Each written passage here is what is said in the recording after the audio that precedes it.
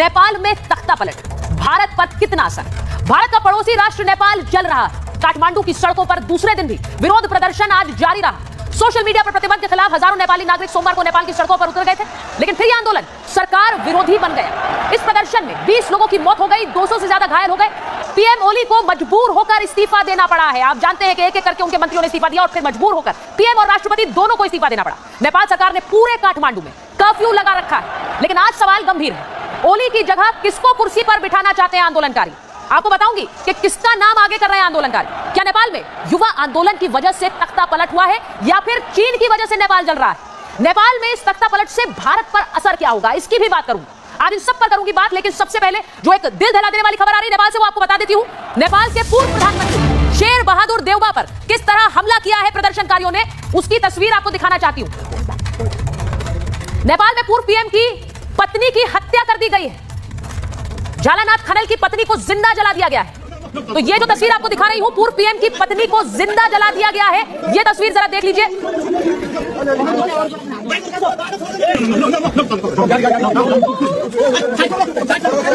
पूर्व पीएम की पत्नी की मौत हो गई है। प्रदर्शनकारियों ने उन्हें आग के हवाले कर दिया। झालानाथ खनल की पत्नी की मौत हो चुकी है। तो ये बड़ी खबर आपको बता रही है। ये जो तस्वीरें आप इस वक्त देख रहे हैं, नेपाल में पूर्व पीएम की पत्नी पर हमला कर दिया, जिंदा जला दी गया, इनकी मौत हो गई है। ये इस वक्त की बड़ी खबर। पूर्व पीएम झालानाथ खनल की ये पत्नी है। ये तस्वीरें विचलित कर सकती है, लेकिन इस वक्त नेपाल में क्या हो रहा है उसका अंदाजा आप इससे लगा सकते हैं। पूर्व पीएम की पत्नी को जिंदा जलाया और उसके बाद उनकी मौत हो गई है। प्रदर्शनकारी क्या सिर्फ सत्ता परिवर्तन की बात कर रहे हैं? ये सरासर इस वक्त जो नजर आ रहा है, ये उपद्रवियों का तांडव है। जिंदा जला दिया गया पूर्व पीएम की पत्नी को, और इस पर अंकुश लगाना जरूरी है। वहां सेना क्या ये कर पाएगी, क्योंकि सरकार अब है नहीं। प्रधानमंत्री ने इस्तीफा दे दिया है, राष्ट्रपति ने इस्तीफा दे दिया है, सरकार नहीं है। ऐसे में क्या सेना इस पर अंकुश लगा पाएगी? ये डराने वाली तस्वीर है। पूर्व पीएम झालानाथ के घर पर हमला किया और उनकी पत्नी को जिंदा जला दिया गया है। उनकी पत्नी की मौत हो गई है। और आपने सुबह से देखा कैसे एक एक करके मंत्रियों को निशाना बनाया, पीएम की आवाज पर आग लगा दी, संसद में आगजनी कर रहे हैं। और अब पत्नी की मौत की खबर आ रही है। प्रदर्शनकारियों ने इन्हें जिंदा जला दिया है, पूरी तरह से पीटा था।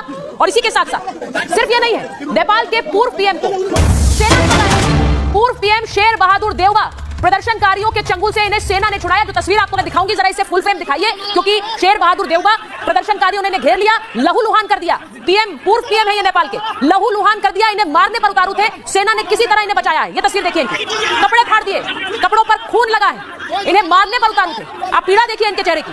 ये प्रदर्शनकारी शेर बहादुर देउबा को मारने के लिए आए थे क्या? इन्हें जूतों की माला पहना रहा है प्रदर्शनकारी।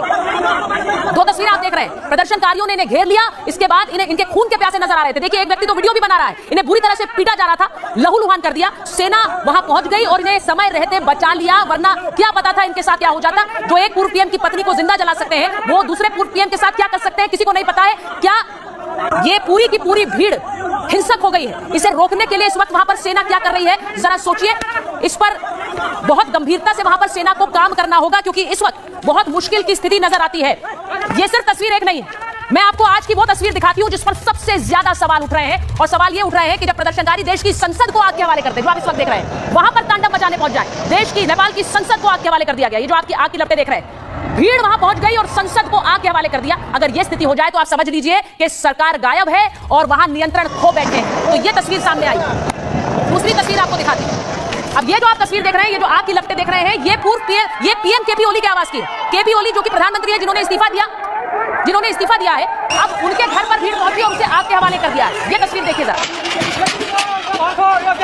पूरे के पूरे घर को लपटों से घेर लिया है। केपी ओली के घर पर आगजनी की है। और ये ऊपर की तस्वीर जो आप एरियल शॉट देख रहे हैं, धुआं और आग का गुबार, ये तस्वीर आप देख रहे हैं केपी ओली के घर की।